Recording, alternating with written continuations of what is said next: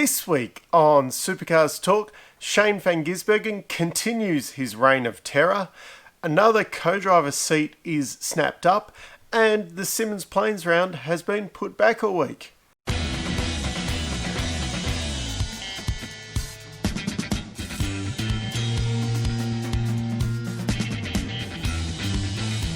Well, I hope everyone had a happy Easter and got lots and lots of delicious chocolate. There was some racing over the weekend. I was busy doing other things, so I haven't really seen any of it. I have read the reports though, and looks like Shane van Gisbergen is just on his 2021 tear, and he's just won more races. So I think he took out one of the two GT races, finished second in the other, and then took out the 6-hour race as well. And also, if you're a fan who's thinking, oh, well, maybe, Bathurst and that, we might have half a chance of beating him. Well, Garth Tander did an extremely good job in the GT racing as well, and the two of them apparently had a battle for the win. So, yeah, it's not like his co-drivers just sitting around doing nothing this year. Shane didn't win the TCR races over the weekend. Chaz went and dominated them, but Shane wasn't involved in them, so I'm sure if he had a drive in the TCR, he probably would have dominated all of that as well. There seems to be a bit of discontent in the TCR field as well, with that P word that's a big supercars problem, parity. Apparently this balance of performance might be a bit of an issue too with TCR. The grass is not always greener, people. The Hyundai, however you want to pronounce it, those guys, apparently they're saying, oh, well, we're not even going to come back to Bathurst at the end of the year if you don't do anything about the parity, because there's no chance we can win. I'd have to look, is this thing the quality of the drivers as well? They got Nathan Morecambe, which, but then you're up against Chaz Mostert. You got Lee Holdsworth, Michael Caruso, guys like that in there. Yeah. Nathan didn't win the championship last year, while Will Brown was winning the championship in that Hyundai. So,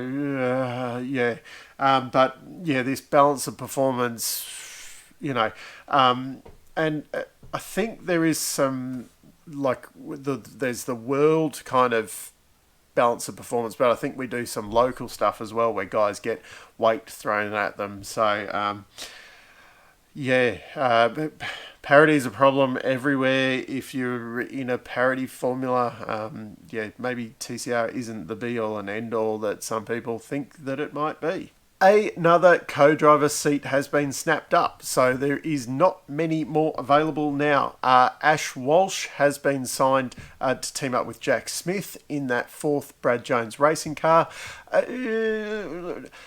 Not the worst choice in the world. A little bit interesting though. I thought they were going to go for one of the younger blokes kind of in the Brad Jones racing stable, because they went for Jack Perkins last year, which seemed like a good idea, to help bring Jack Smith up to speed. Ash Walsh has a lot of experience. Is he the right, would you have been better off with maybe like a Dean Canto, who's on the sidelines as well? It's hard because Ash Walsh is one of those guys, he had a promising kind of junior career. Didn't dominate the world or anything, but very good. And then he had that year at Erebus in the Mercedes where it was that terrible year where it seemed to be everything was thrown at Will Davison, and that second car was just, it seemed to be purely, we have to put a second car out there, so whoever comes with the biggest budget gets that one, and it's just purely running around out there. Didn't help, he was dumped for, I think it was the last two rounds, and his career just never recovered. He's had a few decent drives in not the best machinery in subsequent years as a co-driver. He's just one of those guys, maybe if you got a co-drive at Triple Eight or someone like that, maybe he would have, had an outstanding enduro season, and maybe he would have been signed for a midfield team, and off his career goes. Possibly a bit like a Scott Pye, but yeah, he just never kind of got that shot. I thought it was a bit of an interesting choice because you could have gone for, there's guys like Jordan Boys, Josh Fife, Brock Feeney, who currently don't have rides, Ange Mazuris, etc., down the line. Then again, would there be a massive queue of people lining up to be next to Jack Smith? Because it's not like if you outshine him, you're going to get that seat next year either. So, and you pretty much know you're going to be last in the field. Yeah. When you put it like that, Dave, maybe it's not the worstest idea ever. The 2020 problem that just keeps on giving. 2021, COVID was supposed to be over. It's still going, and Queensland had a bit of a minor lockdown, which appears to be over. Some of the Queensland teams did do a border dash, like what the Victorians did last year, but the Tasmania round has been delayed a week, so it will be April 17 and 18. Now we have to wait just a little bit longer to see the cars race again. Let's just hope everyone's safe, pretty much. It's sad that we have to wait another week, but yeah, it's not as bad as what we had to deal with last year, thankfully. And the last thing I want to cover off in this super short Easter week special, Scott McLaughlin is going to be racing in the Pennzoil colours in the Indy500.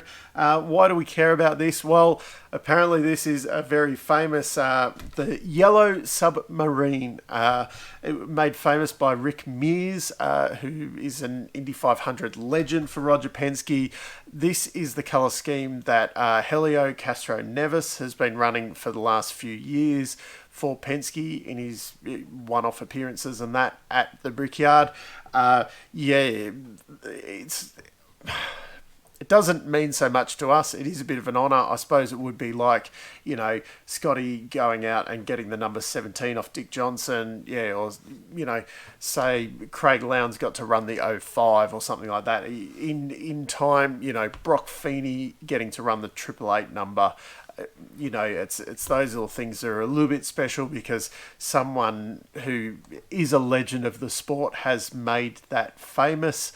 Yeah, it'd be good to see Scotty, and he's got a fancy helmet, kind of like a Rick Mears tribute helmet that he will be running in the 500 as well. So that's it for this week. For those who care, which is probably not that many, my shoulder is very much on the mend. I can do all sorts of things like this. It hurts a little bit to move it, but it's not too crunchy or anything. I just can't put any weight on it though. So you kind of, you move and you go to grab something, or like a steering wheel.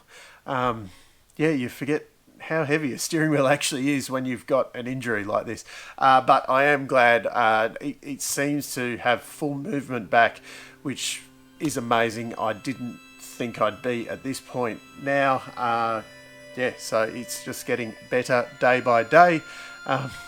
Until next time, I'm still Dave, and I'll catch you later.